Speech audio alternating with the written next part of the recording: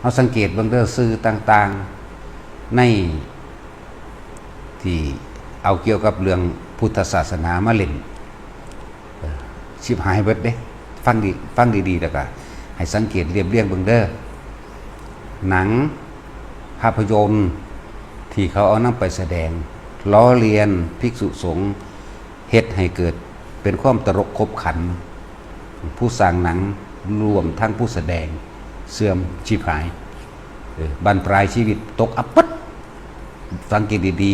ๆหนังที่เขาเอาไปแสดงตลกขบขันเฮฮาเฮ็ดให้เกิดความหวาดเสียวตื่นกลัวบ่ได้เป็นไปเพื่อความเผยแพร่หนทางแห่ง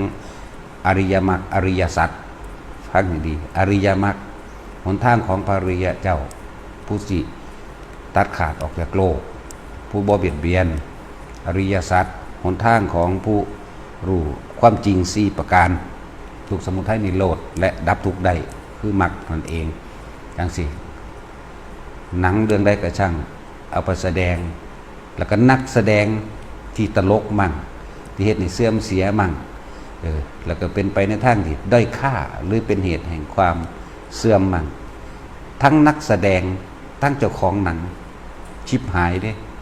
เจ็บไข้ได้ป่วยแล้วก็สุดท้ายกิจการล้มเหลว